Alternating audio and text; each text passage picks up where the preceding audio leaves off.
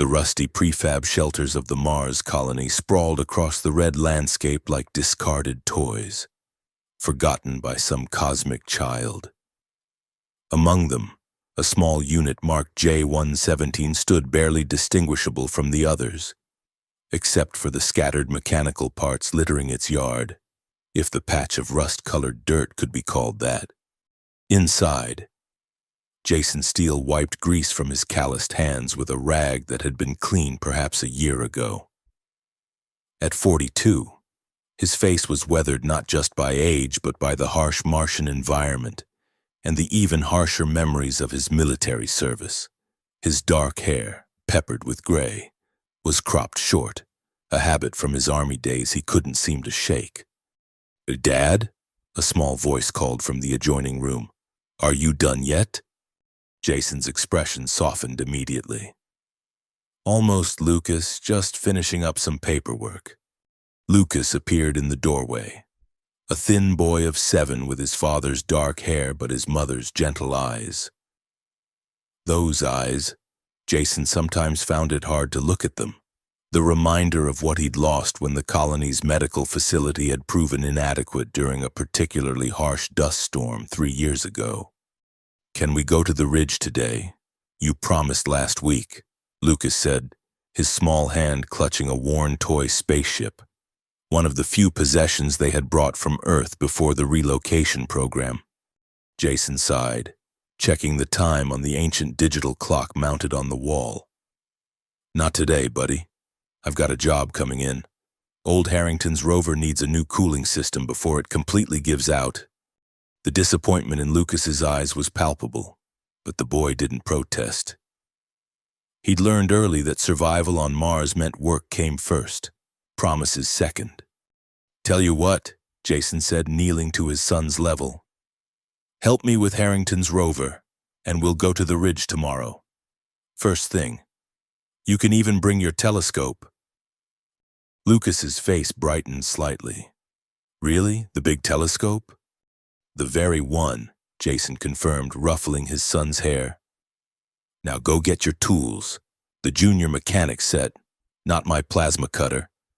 As Lucas scurried off to retrieve his toy tools, a 7th birthday present Jason had spent 3 months' savings on, Jason turned back to the small console on his desk. The job from Harrington would barely cover their food for the week. The Mars colony was supposed to be humanity's fresh start, a new frontier where opportunity awaited those brave enough to make the journey. Instead, for most like Jason, it had become just another place to struggle, another world where the wealthy few lived in the gleaming biodomes near the equator while the rest scraped by in the outer settlements. Jason had come to Mars with dreams of providing a better life for Lucas after his wife's death on Earth.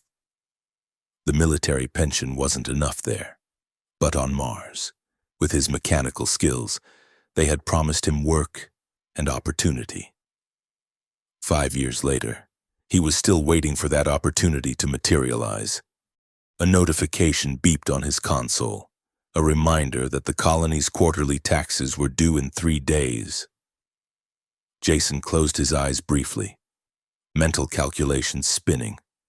Even with Harrington's payment, he'd be short. Again.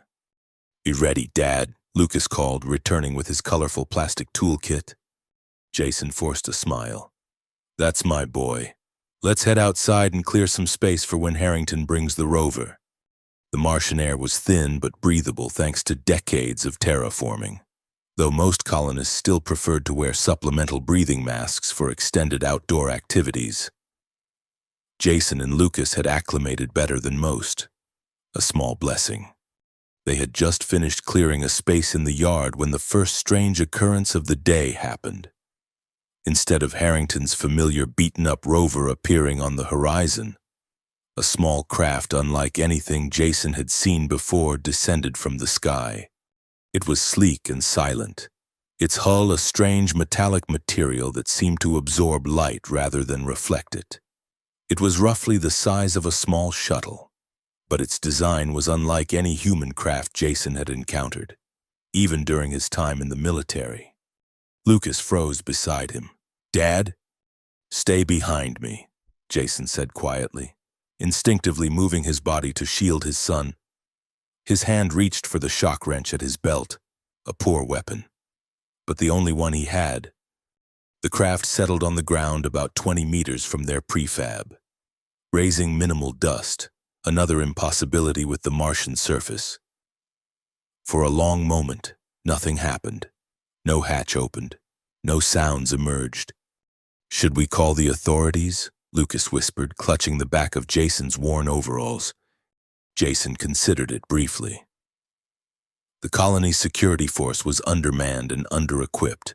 By the time they arrived, whatever was happening would be long over. Besides, in his experience, authorities often created more problems than they solved. "Wait here," he told Lucas, gently disengaging his son's fingers from his clothing. "Stay in the doorway. If anything happens, go inside, lock the door, and use the emergency beacon under my bed." Before Lucas could protest, a section of the craft's hull seemed to dissolve, revealing an opening. A figure emerged, and Jason's grip tightened on his wrench. The being was humanoid, but clearly not human. Standing about 7 feet tall, its body was slender but conveyed a sense of coiled strength. Its skin, if it could be called that, was a deep blue-green that shifted subtly, like the surface of a calm ocean. It had no hair, and its face featured large almond-shaped eyes that were entirely black. Where a human would have a nose, it had only slight indentations, and its mouth was a thin line without lips. It wore what appeared to be some form of fitted garment, though it was difficult to tell where the being's body ended and the clothing began. There were no visible weapons, but that meant little. Its advanced craft suggested technology far beyond human capabilities. The being stood motionless beside its craft, those black eyes fixed on Jason. It made no move to approach, no gesture that could be interpreted as either friendly or threatening. "Dad?" Lucas's voice trembled slightly from the doorway.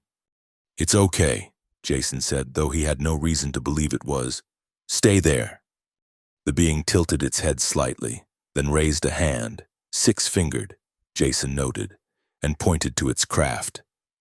A section of the hull near the bottom was discolored, with what appeared to be damage to the structure.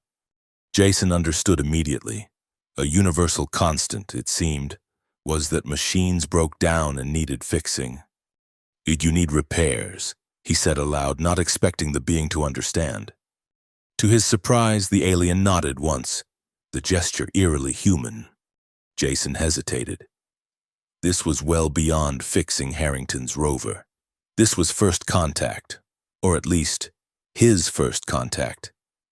There had been rumors of alien sightings in the outer settlements for years, but nothing confirmed, nothing official.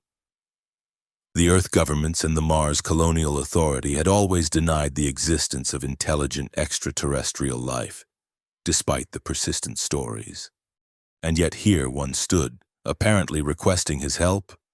Jason made a decision. "Lucas, go inside and get my full toolkit, the heavy-duty one under the workbench." "But Dad..." "Now please," Jason said firmly, "and then stay inside."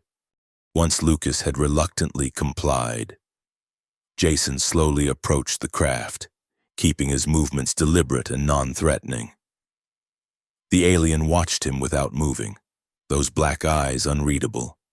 Up close, the damage was more apparent. Some kind of impact had warped a section of the hull around what appeared to be a propulsion system of some kind.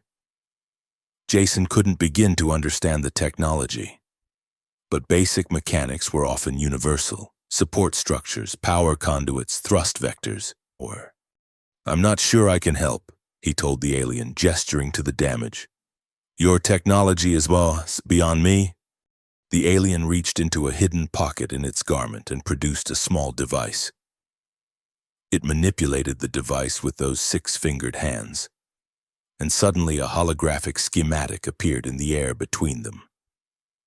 The schematic rotated, zooming in on the damaged section, with certain components highlighted. Jason studied it, his mind racing to translate alien engineering into concepts he could understand.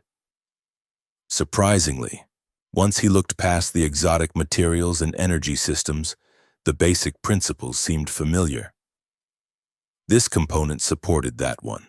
This conduit channeled energy to that mechanism.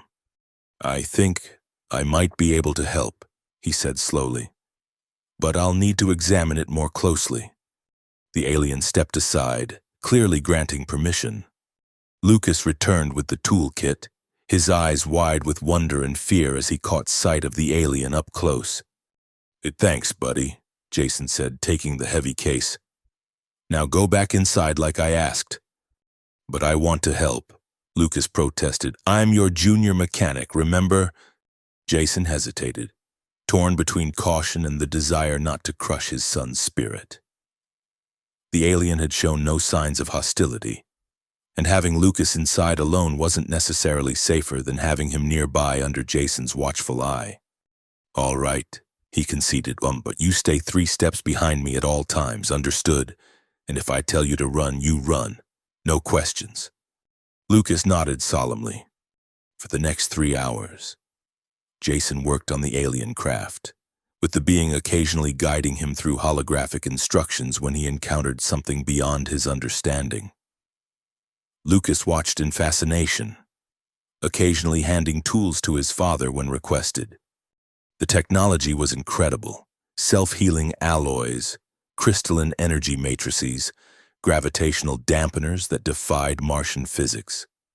Yet beneath the exotic components, the purpose was familiar: to create thrust, to navigate, to protect the occupant. Jason found himself warming to the task, his natural mechanical aptitude allowing him to grasp concepts that should have been centuries beyond human understanding. The alien remained silent throughout, communicating only through gestures and holographic displays. It watched Jason work with what seemed like curiosity, its head tilting occasionally when Jason found an innovative solution to a particularly difficult repair. As the Martian sun began to set, casting long shadows across the red landscape, Jason stepped back from the craft, wiping sweat from his brow. "I think that should do it," he told the alien. "I've reinforced the structural supports and realigned whatever these crystal things are. The energy flow should be balanced now." The alien studied his work, running a device over the repairs that emitted soft blue light. Then it turned to Jason and did something unexpected. It placed its 6-fingered hand over its chest and bowed slightly. "You're welcome," Jason said, returning the gesture. The alien straightened, regarded Jason for another long moment, then turned and entered its craft. The hull section reformed seamlessly, and with barely a whisper, the craft rose into the darkening Martian sky and vanished. Lucas pressed against Jason's side. "That was amazing, Dad. Do you think it'll come back? What was it? Where did it come from?" Jason put his arm around his son's shoulders. "I don't know, buddy. But I think we should keep this between us for now." "Like a secret mission?" Lucas asked, his eyes lighting up. "Exactly like that," Jason agreed. "Now, how about some dinner? I think we've earned it." That night, after Lucas had fallen asleep, Jason sat at his small console, searching the colony's limited network for any information about alien encounters. There were the usual conspiracy theories and unconfirmed sightings, but nothing concrete, nothing that matched the being he had encountered today. He thought about reporting the incident but decided against it. The authorities would either dismiss him as delusional or, worse, believe him and turn their quiet lives upside down. Better to keep it to himself. A strange but ultimately harmless encounter. Jason finally went to bed, expecting to wake up to another day of struggling to make ends meet in the Mars colony. He was wrong. The next morning, Jason was awakened by Lucas shaking his shoulder urgently. Dad, wake up, there are spaceships outside." Jason bolted upright, instantly alert. What kind of spaceships?" "Big ones," Lucas said, his eyes wide with a mixture of fear and excitement. Black ones. 3 of them, they're just hovering there. Jason quickly pulled on his clothes and rushed to the window. What he saw made his blood run cold. 3 massive vessels hung in the sky above their prefab. Each was at least the size of a terrestrial aircraft carrier. Their hulls a deep, light-absorbing black similar to the small craft he had repaired the day before. But where that craft had been sleek and elegant, these were clearly warships, angular, imposing, bristling with what could only be weapons emplacements. "Lucas, stay inside," Jason ordered, his military training kicking in. "Get under the bed and don't come out until I tell you." "But Dad..." "Now, Lucas," as his son reluctantly obeyed. Jason stepped outside, squinting up at the massive ships. They were positioned in a triangle formation directly above his prefab, so low that he could feel the faint vibration of their propulsion systems. Around the perimeter of his small property, humanoid figures had appeared, clearly of the same species as his visitor from yesterday. But these wore what appeared to be armor, black and iridescent, with visored helmets that completely obscured their faces. They carried objects that, while unfamiliar in design, were unmistakably weapons. The colony's emergency sirens began to wail in the distance. No doubt the entire settlement was in panic. These ships were visible for kilometers in every direction. One of the armored figures approached Jason, stopping a few meters away. It raised a hand to its helmet, and the visor retracted, revealing the now familiar blue-green face and black eyes. "Oh, Jason Steele," the alien said, its voice a surprising baritone with an odd harmonic quality, like 2 voices speaking in perfect unison. "We would speak with you." Jason's shock at hearing his name was exceeded only by his shock at hearing the alien speak English.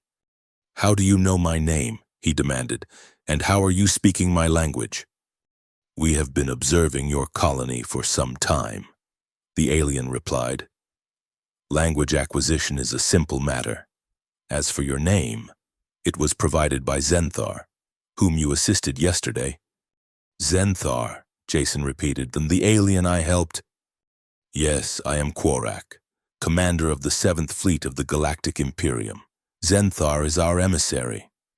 Jason's mind raced. Emissary, fleet, Galactic Imperium. This was far beyond a simple chance encounter with a stranded traveler. "What do you want with me?" he asked, fighting to keep his voice steady. He was acutely aware of Lucas hidden inside, of the other colonists who must be watching in terror, of how completely outmatched humanity would be if these visitors had hostile intentions. "Your assistance to Emissary Zenthar has created a situation," Quarak said. "A situation that requires your participation to resolve." "I just fixed a ship," Jason protested. "Anyone would have done the same." Quarak's expression remained unreadable. "Not anyone. Not even among your own kind. And certainly not for a being as alien as Zenthar must have appeared to you. You showed compassion and skill without question or expectation of reward. These are qualities of interest to us." Before Jason could respond, the ground trembled as smaller craft descended from the largest of the 3 ships. This vessel was sleeker than the others, its landing creating barely a disturbance on the Martian soil. A ramp extended, and down it walked another alien, flanked by 4 armored guards. Unlike Quarak and his soldiers, this alien wore flowing robes of an iridescent material that shifted colors with each movement. Intricate patterns adorned its blue-green skin, and around its neck hung what appeared to be medallions or symbols of office. "Emissary Zenthar," Quarak said, bowing deeply. Jason recognized the alien he had helped the day before, though its demeanor now, regal commanding, was a far cry from the silent, seemingly stranded traveler. Zenthar approached Jason, those black eyes studying him intently. "Jason Steele," it said, its voice higher and more melodic than Quarak's. I must apologize for the deception yesterday. My damaged vessel was a test, one you passed admirably. A test, Jason repeated, anger beginning to override his fear. You put my son and me at risk for a test? There was no risk, Zenthar assured him. You were under observation the entire time. Had you acted with hostility, we would have simply departed. But you did not. You showed kindness to a stranger, intelligence in understanding technology beyond your world's development, and courage in facing the unknown. That doesn't explain why you're here now, Jason said, gesturing to the massive ships overhead. Or why you've brought what looks like an invasion fleet to my doorstep. Zenthar's expression shifted subtly. Was that amusement? Not an invasion. Jason Steele? An invitation? An invitation to what? To change the fate of worlds, Zenthar replied, including your own. Before Jason could press for clarification, a commotion erupted at the perimeter. A group of colonial security officers had arrived, their outdated pulse rifles trained on the aliens. I step away from the colonist, the lead officer shouted. You are in violation of Mars Colonial Authority space. Korak's soldiers raised their weapons in response, the standoff instantly escalating. Wait, Jason called out, stepping between the two groups. Don't shoot. They haven't harmed anyone. Stand down, colonist, the security officer ordered. This is an official MCA matter now. Jason recognized the officer, Wallace, a bureaucrat with a badge who had never faced real combat. His hands trembled on his rifle, fear barely contained behind his official bluster. Officer Wallace, Jason said calmly. I'm asking you to lower your weapon. These beings could have destroyed the entire colony if that was their intention. They're here to talk. Talking's done, Wallace snapped. The Earth Defense Fleet has been notified. They're sending ships. These aliens need to leave our airspace immediately or face the consequences. Jason almost laughed at the absurdity. The Earth Defense Fleet's oldest, most outdated vessels were assigned to Mars. They would be like children's toys against the technological might evident in the alien ships.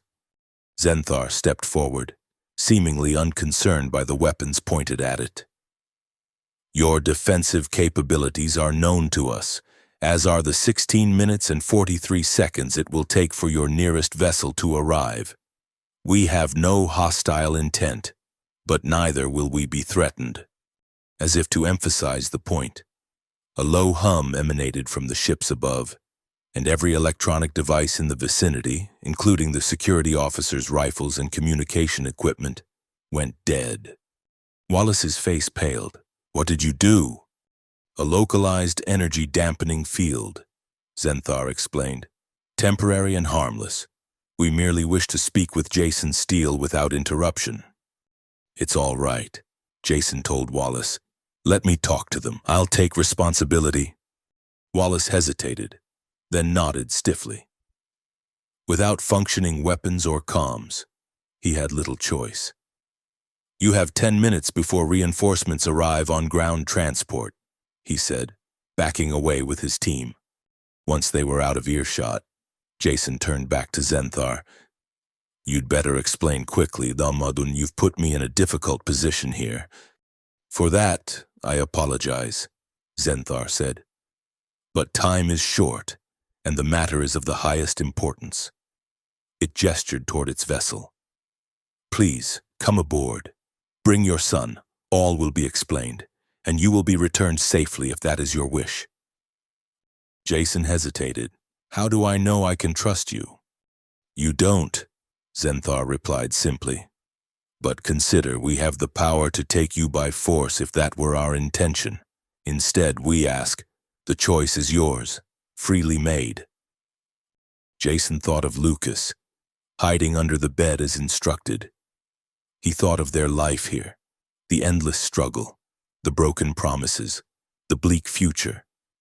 He thought of his military training and his instincts, which told him that Zenthar, despite the deception, was not a threat. Let me get my son, he said finally. Inside the prefab, he found Lucas exactly where he'd told him to wait. "Oh, Dad." The boy scrambled out from under the bed and threw his arms around Jason's waist. "Are they going to hurt us? Are they the same as yesterday?" Jason knelt down to his son's level. "Yes, it's the same people from yesterday, and no, they're not going to hurt us. In fact, they've invited us to go with them for a little while." Lucas's eyes widened. "On their spaceship, really?" Despite everything, Jason smiled at his son's resilience and curiosity.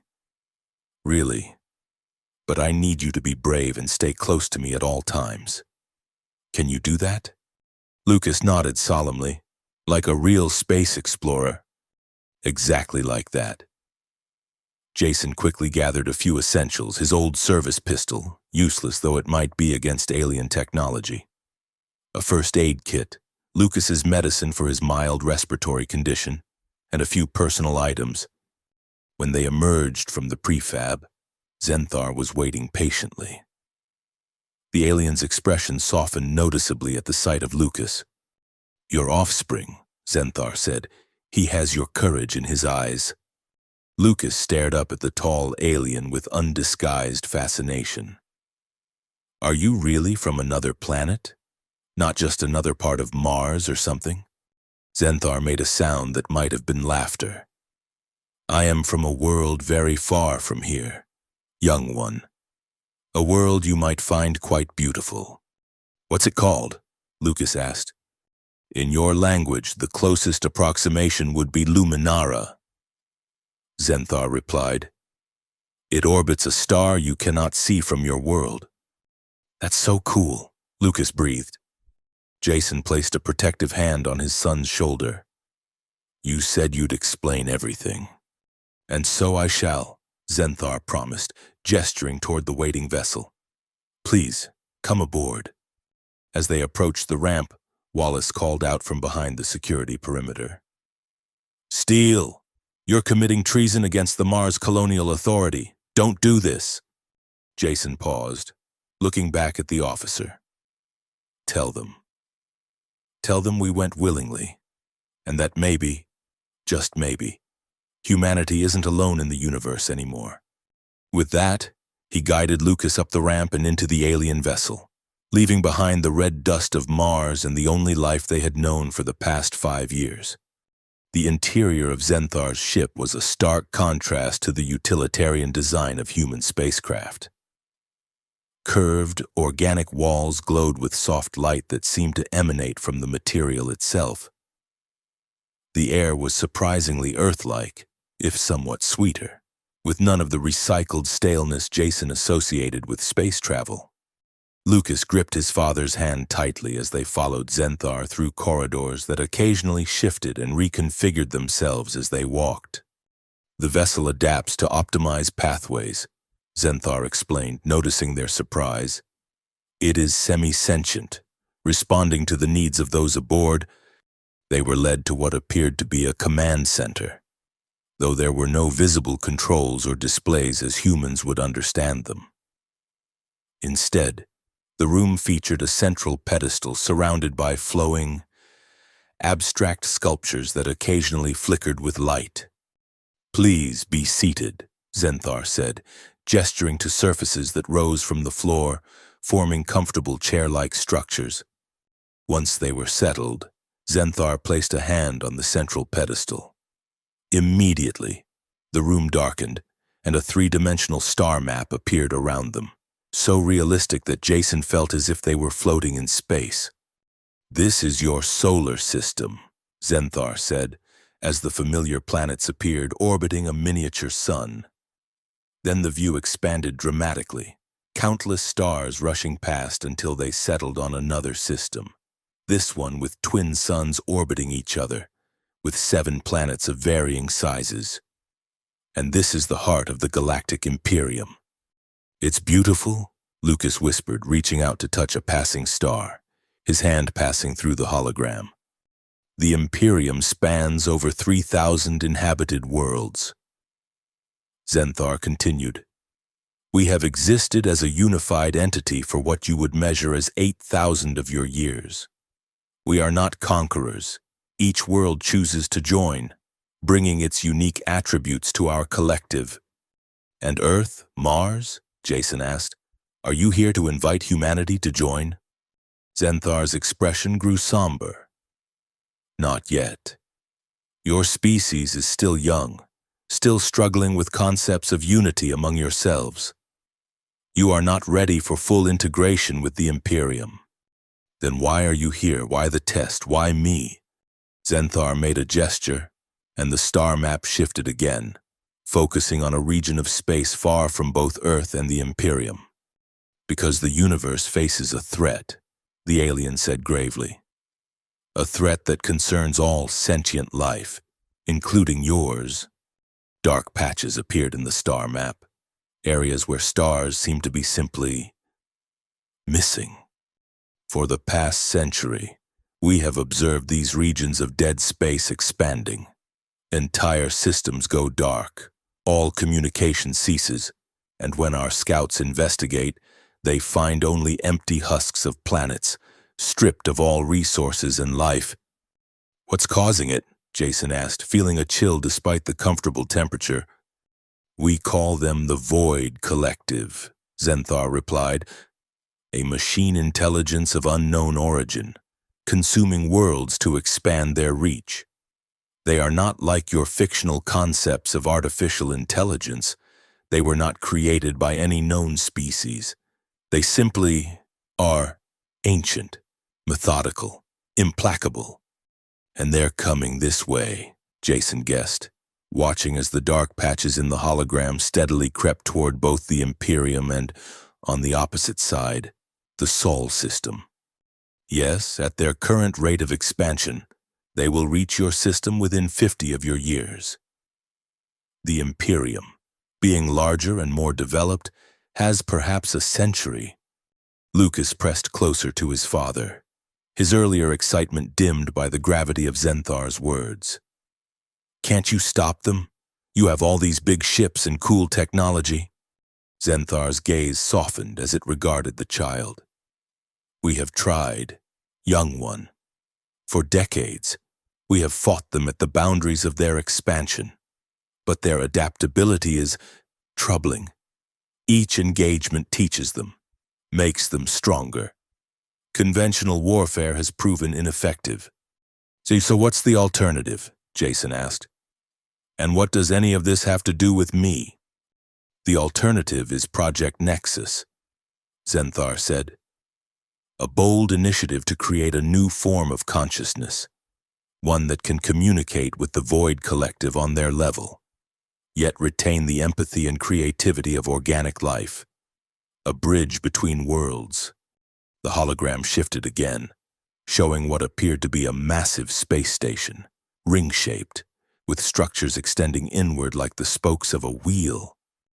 For this project to succeed, we need individuals from various species who possess certain qualities: adaptability, compassion, technical aptitude, courage. You demonstrated all these when you helped me, a complete stranger of an unknown species without hesitation or reward. Jason frowned, trying to process the implications. You're recruiting me for what? I'm just a mechanic. You are far more than just anything. Jason Steele, Xenthar said firmly. Your military records, yes. We accessed your colony's databases, show exceptional tactical thinking. Your mechanical skills go beyond trained knowledge into intuitive understanding. And your willingness to help others, even at potential cost to yourself, is rare in any species. You want me to leave Mars? Leave the solar system? Jason glanced at Lucas, who was watching the conversation with wide, solemn eyes. I have responsibilities here, a son to raise. The invitation extends to both of you. Xenthar clarified. Your son would receive education beyond anything available in your colony. He would grow up among diverse species, learning technologies and sciences centuries ahead of your world's development. And you would be part of something vital, not just to humanity, but to all sentient life. And if I refuse, then you will be returned to your home with no further contact. Zenthar said simply, "We do not coerce. The choice must be freely made to have meaning." Jason fell silent, his mind racing. The offer was simultaneously terrifying and exhilarating. To leave behind everything familiar, to venture into the unknown depths of space, to be among alien species with technologies beyond imagination. And yet to possibly make a difference on a scale he could barely comprehend. "I need to think about this," he said finally, "and discuss it with my son, privately." Zenthar nodded. "Of course. I will leave you to converse." The alien moved toward the exit, then paused. "But I must warn you, time is not abundant. The Earth Defense Fleet will arrive within hours. And while they pose no threat to us, a confrontation would be unfortunate for diplomatic relations. We must depart this system soon, with or without you." After Zenthar left, Jason turned to Lucas, who had been uncharacteristically quiet throughout the exchange. "What do you think about all this, buddy?" he asked gently. Lucas's brow furrowed in thought, an expression that made him look older than his 7 years. "They need help, Dad. Like when Mrs. Abernathy's life support was failing last winter, and you stayed up all night fixing it." "This is different," Jason said. "This is leaving everything we know, our home, the colony, Earth's solar system, going somewhere no human has ever been." "But we'd be together, right?" Lucas asked, his voice small. "Always," Jason promised, pulling his son into a hug. "Whatever we decide together." Lucas pulled back, his young face serious. "Mom used to say that helping others is the most important thing we can do. That's why she was a doctor." The mention of his late wife sent a pang through Jason's heart. Sarah had indeed been devoted to helping others. It was what had drawn him to her, what had made her stay at the medical facility during the dust storm, treating patients even as her own health failed. "She did say that," Jason acknowledged softly. "And she was right." "Then we should help," Lucas said with the simple clarity of a child. "Even if it's scary." Jason studied his son's face, seeing both Sarah's compassion and his own determination reflected there. What future awaited Lucas on Mars? More years in the underfunded colony school, followed by limited career options in the struggling settlement. A lifetime of scarcity and hardship, bound by the constraints of a society that had promised the stars but delivered only dust. And what of the threat Zenthar had described? 50 years might seem distant, but it was within Lucas's expected lifetime. What kind of father would Jason be if he ignored a warning that could affect his son's future? "Are you sure?" Jason asked. "Really sure? This isn't like moving to a new prefab or changing schools. This is enormous." Lucas nodded, a spark of excitement returning to his eyes. "I'm sure, Dad. We could see actual aliens, lots of them, and learn about spaceships way cooler than anything here. And maybe we could help save everybody." Jason took a deep breath, his decision crystallizing. Sarah would have wanted this, for them to make a difference, to help, to grow beyond the limited horizons Mars had to offer. "All right then," he said, ruffling Lucas's hair. "Let's tell Zenthar." When Zenthar returned, Jason stood to face the alien emissary. "We've made our decision. We'll join your project." Relief seemed to pass over Zenthar's alien features. "A wise choice, and one that honors your species. There is much preparation needed, but first—" The ship shuddered slightly, and distant alarms sounded. Zenthar touched the central pedestal, and the hologram shifted to show the space around Mars. Several small vessels, Earth Defense Fleet ships, were approaching the 3 black cruisers. "It seems your species' representatives have arrived earlier than anticipated." Zenthar observed. And they appear agitated. Jason watched as the human ships, tiny compared to the alien cruisers, took up offensive positions. They're frightened. To them, you're an unknown threat hovering over a vulnerable colony. We have no wish for conflict, Zenthar said, but neither can we allow them to interfere with our departure. Let me talk to them, Jason suggested. Explain what's happening. They might listen to one of their own. Zenthar considered this, then nodded. Very well. Commander Quarak will establish communication. Moments later, Quarak entered the chamber. The Earth vessels are hailing us with primitive radio signals. They demand our immediate withdrawal from the system. Patch me through, Jason said. A section of the wall shimmered and became transparent, revealing the bridge of what Jason recognized as an EDF destroyer. A stern-faced woman in a captain's uniform stared back at him. This is Captain Elena Vasquez of the Earth Defense Fleet. Identify yourself. Captain Vasquez, I'm Jason Steele, Mars Colony Resident ID MC4721. I'm aboard the alien vessel voluntarily. Vasquez's eyes narrowed. Steele, we've received reports you were taken aboard against your will, along with a minor. Those reports are incorrect, Jason replied firmly. My son and I chose to come aboard. These beings, the Galactic Imperium, are not hostile. They've offered an opportunity to join an interstellar cooperative. Yet you have no authority to conduct diplomacy on behalf of Earth or the Mars colony. Vasquez snapped. Return to the surface immediately. These vessels are violating sovereign space. Jason felt his frustration rising. Captain, with all due respect, you're outmatched here. Their technology is centuries beyond ours. If they wanted to harm us, they could have done so already. Instead, they've shown restraint and respect. We have our orders. Steele, all unidentified vessels must withdraw. If you're truly aboard voluntarily, convince them to leave peacefully. Jason glanced at Zenthar, who had been watching the exchange silently. We intend to depart shortly, he told Vasquez. But I won't be returning to the colony.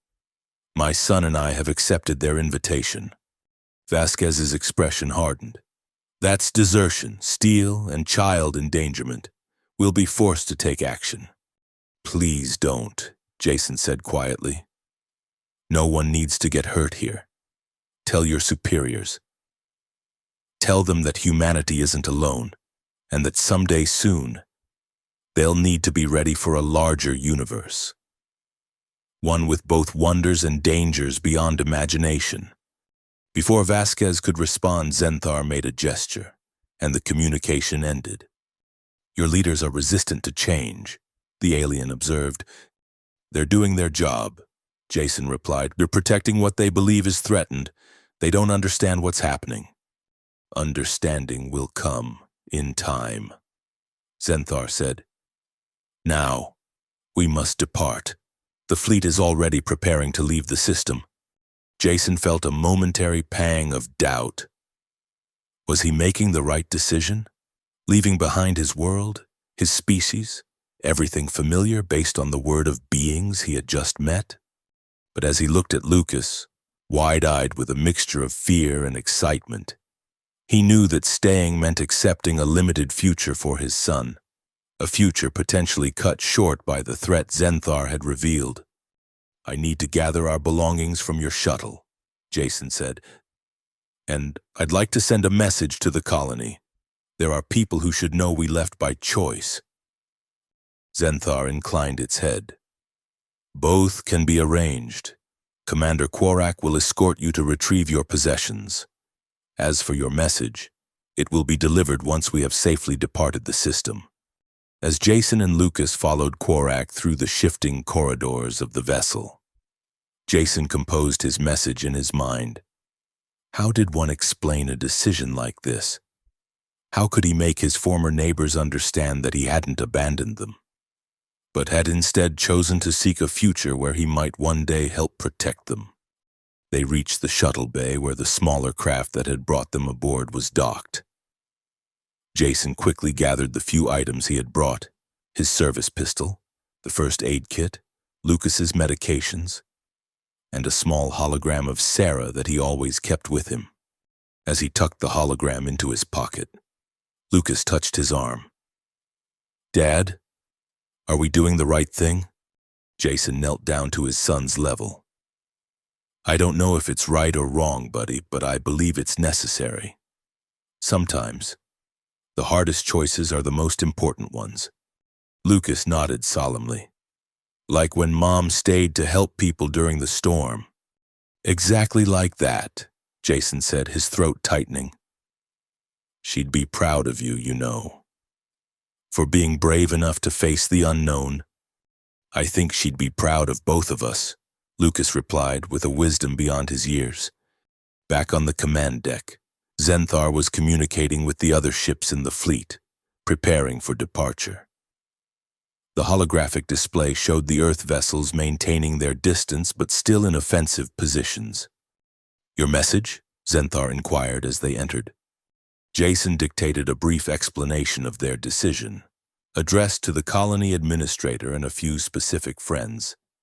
He emphasized that they had not been coerced or deceived, but had chosen to accept an opportunity that might someday benefit all of humanity. "It will be delivered," Zenthar assured him. "Now we must secure you for transition. The experience can be disorienting for species unaccustomed to it." Special couches formed from the floor, with gentle restraints that wrapped around Jason and Lucas like living things. "What's transition?" Lucas asked, a hint of nervousness in his voice. "A method of travel that allows us to move vast distances in minimal time," Zenthar explained. "It is not quite what your scientists theorize as faster than light travel, but rather a temporary phase shift that allows us to step sideways through space-time." "Will it hurt?" Lucas's voice was small. "Not at all," Zenthar assured him. "But you may experience unusual sensations, colors you've never seen, sounds beyond your normal hearing range. It is simply your brain attempting to interpret stimuli it was not evolved to process." "Cool," Lucas breathed, his fear transforming into anticipation. Jason reached out and took his son's hand as the ship's lighting dimmed and a low, resonant hum began to build around them. "Fleet is aligned and ready," Korak reported from a position near what must have been the navigational controls. "Phase generators at optimal capacity." "Begin transition," Zenthar commanded. The hum intensified, and Jason felt a strange tingling sensation spread through his body, as if every atom were vibrating at a slightly different frequency than normal. The view outside the ship, visible through what appeared to be some kind of viewing portal, began to distort, stars stretching into lines of light. "Dad," Lucas called, his voice sounding strangely distant despite their proximity. "I can see everything." Before Jason could respond, reality seemed to fold in on itself. For a breathless moment, he experienced what could only be described as synesthesia, tasting colors, hearing textures, seeing sounds. The universe became a kaleidoscope of sensation that transcended human perception. And then, as suddenly as it had begun, it was over. The ship settled into normal operation. The strange sensations faded, and the viewing portal showed an entirely different starscape than the one they had left behind. "Transition complete," Korak announced. "All vessels present and accounted for." "Where are we?" Jason asked, his voice slightly hoarse. "Approximately 400 light-years from your solar system," Zenthar replied. "We will make 2 more transitions before reaching the Nexus station."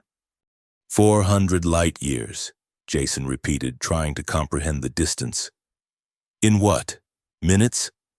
17 of your seconds, to be precise," Zenthar said. "Though subjective experience of transition often feels longer." Lucas was staring out at the unfamiliar stars with undisguised wonder. We're the first humans to see these stars up close, aren't we, Dad? Yes, Jason said, the reality of their situation finally sinking in. We've gone farther than any human in history. He turned to Zenthar. So what happens now? Now, the alien emissary said, you begin your new life. There will be an adaptation period, of course. Learning our languages, understanding our technologies, becoming accustomed to different species and cultures. But based on your performance with my vessel, I believe you will adapt quickly. And the Nexus project, when do we start working on that? First, you must understand what you will be facing, Zenthar said gravely. The Void Collective is unlike any adversary your species has encountered. To fight them effectively, you must know them. The journey to the Nexus station will take several days at our current pace. During that time, you will receive preliminary briefings on the nature of our enemy. As if on cue, a section of the wall morphed into what appeared to be a doorway. Through it, Jason could see a comfortable living space, clearly designed to approximate human quarters, though with subtle alien elements. These will be your accommodations during the journey. Zenthar explained. Rest now. When you are ready, use the communication panel by the resting platform to summon an attendant. Your education will begin then. Jason nodded, suddenly aware of his exhaustion. The emotional and physical strain of the day's events was catching up to him. Come on, buddy, he said to Lucas, who was still staring in fascination at the alien stars. Let's get some rest. As they entered their quarters, Jason found himself reflecting on the enormity of their decision. They had left behind everything familiar, every connection to their past life, to venture into a cosmos filled with unknown wonders and dangers. Was it the right choice? Only time would tell.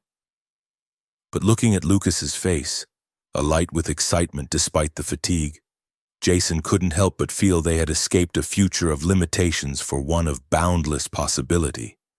Whatever challenges lay ahead, adapting to alien cultures, confronting the mysterious Void Collective, finding their place in this vast interstellar community, they would face them together. And perhaps, in doing so, they would help secure a future not just for themselves, but for all of humanity. As Lucas explored their new quarters with the resilient curiosity of childhood, Jason unpacked the few possessions they had brought. When he placed Sarah's hologram on a surface near what appeared to be a sleeping area, he paused, looking into her frozen smile. I hope you'd understand, he whispered to the image. I hope you'd approve. For a moment, he could almost hear her response. The greatest adventures come from the boldest choices. With that thought, Jason turned to join his son in exploring the beginning of their new life among the stars. A life that would eventually place them at the center of a conflict spanning galaxies, with the fate of countless worlds hanging in the balance. But that was a challenge for tomorrow, tonight. They were simply a father and son, taking their first steps into a universe larger and more wondrous than they had ever imagined.